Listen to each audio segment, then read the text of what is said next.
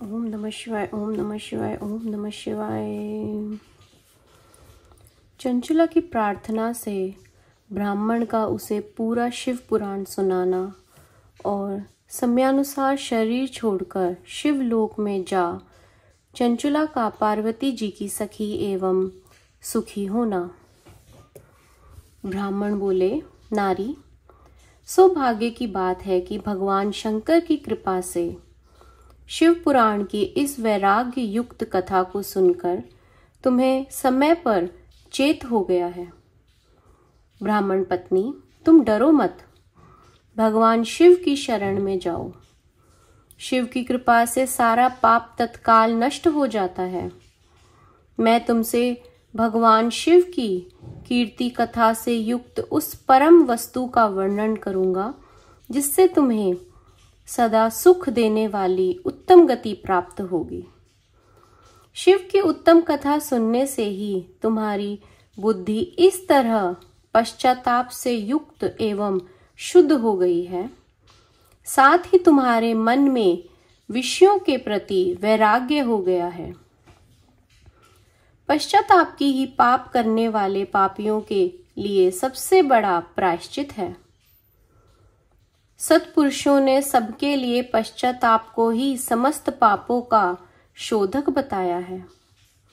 पश्चाताप से ही पापों की शुद्धि होती है। जो पश्चाताप करता है वही वास्तव में पापों का प्रायश्चित करता है, क्योंकि सत्य पुरुषों ने समस्त पापों की शुद्धि के लिए जैसे प्रायश्चित का उपदेश किया है, वह सब पश्चाताप से संपन्न हो जाता है। जो पुरुष विधि पूर्वक प्रायश्चित करके निर्भय हो जाता है पर अपने कुकर्म के लिए पश्चाताप नहीं करता, उसे प्राय उत्तम गति नहीं प्राप्त होती, परंतु जिसे अपने कुकृत्य पर हार्दिक पश्चाताप होता है वह अवश्य उत्तम गति का भागी होता है, इसमें संशय नहीं। इस शिव पुराण की कथा सुनने से जैसे चित्त शुद्धि होती है वैसे दूसरे उपायों से नहीं होती। जैसे दर्पण साफ करने पर निर्मल हो जाता है, उसी प्रकार इस शिव पुराण की कथा से चित्त अत्यंत शुद्ध हो जाता है, इसमें संशय नहीं है। मनुष्यों के शुद्ध चित्त में जगदम्बा पार्वती सहित भगवान शिव विराजमान रहते हैं। इससे वह विशुद्धतमा पुरुष श्री सांबे सदाशिव के पद को प्राप्त होता है।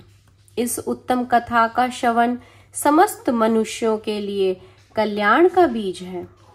अतः यथोचित शास्त्रोक्त मार्ग से इसकी आराधना अथवा सेवा करनी चाहिए। यह भव बंधन रूपी रोग का नाश करने वाली है। भगवान शिव की कथा को सुनकर फिर अपने हृदय में उसका मनन एवं निधि ध्यासन करना चाहिए। इससे पूर्णतः चित्त शुद्धि हो जाती है। चित्त शुद्धि होने से महेश्वर की भक्ति अपने दोनों पुत्रों ज्ञान और वैराग्य के साथ निश्चय ही प्रकट होती है। तत्पश्चात महेश्वर के अनुग्रह से दिव्य मुक्ति प्राप्त होती है, इसमें संशय नहीं है। जो मुक्ति से वंचित है उसे पशु समझना चाहिए, क्योंकि उसका चित्त माया के बंधन से आसक्त है। वह निश्चय ही संसार बंधन से मुक्त नहीं हो पाता। ब्राह्मण पत्नी, इसीलिए तुम विषयों से मन को हटा लो और भक्ति भाव में भगवान शंकर की इस परम पावन कथा को सुनो। परमात्मा शंकर की इस कथा को सुनने से तुम्हारे चित्त की शुद्धि होगी और इससे तुम्हें मोक्ष की प्राप्ति हो जाएगी। जो निर्मल चित्त से भगवान शिव के चरणार बिंदों का चिंतन करता है उसकी एक ही जन्म में मुक्ति हो जाती है। यह मैं तुमसे सत्य सत्य कहता हूँ।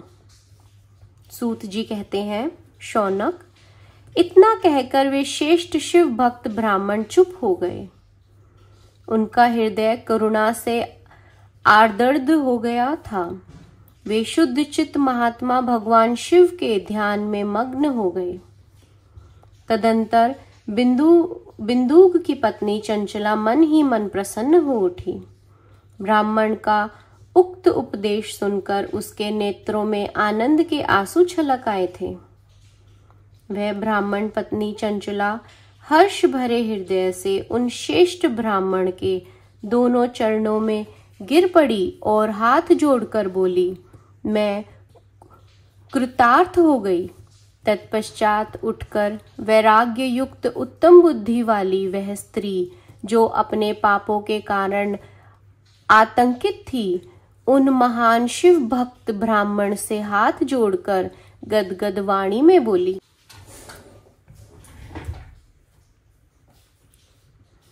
चंचला ने कहा, ब्राह्मण, शिव भक्तों में श्रेष्ठ स्वामीन, आप धन्य हैं, परमार्थदर्शी हैं और सदा परोपकार में लगे रहते हैं। इसीलिए श्रेष्ठ साधु पुरुषों में प्रशंसा के योग्य हैं।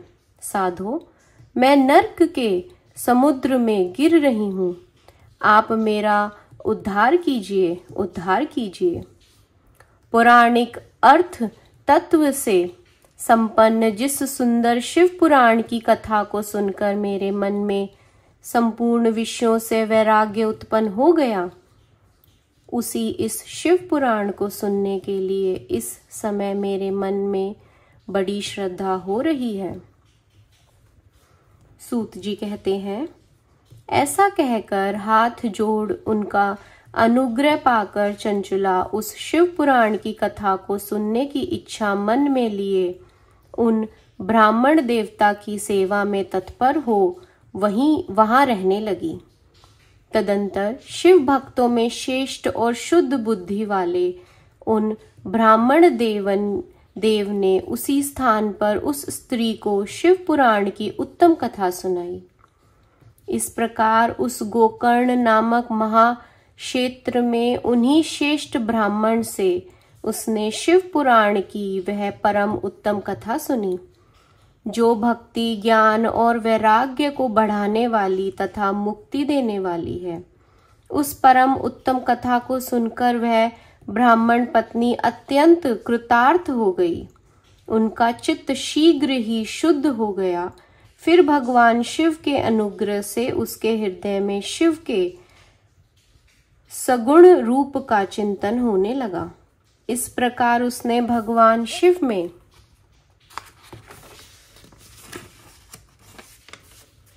लगी रहने वाली उत्तम बुद्धि पाकर शिव के सच्चिदानंदमय स्वरूप का बारंबार चिंतन आरंभ किया।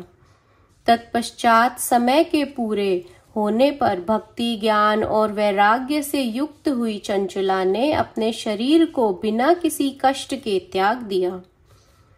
इतने में ही त्रिपुर शत्रु भगवान शिव का भेजा हुआ एक दिव्य विमान दूत गति से वहां पहुंचा, जो उनके अपने गणों से संयुक्त और भांति भांति के शोभा साधनों से संपन्न था। चंचला उस विमान पर आरूढ़ हुई और भगवान शिव के श्रेष्ठ पार्षदों ने उसे तत्काल शिवपुरी में पहुंचा दिया। उसके सारे मल धूल गए। वह दिव्य रूप धारीण दिव्यांगना हो गई थी। उसके दिव्य अवयव उसकी शोभा बढ़ाते थे। मस्तक पर अर्धचंद्र का मुकुट धारण किए वह गौरांगी देवी शोभाशाली दिव्य आभूषणों से विभूषित थी। शिवपुरी में पहुंचकर उसने सनातन देवता त्रिनेत्रधारी महादेव जी को देखा।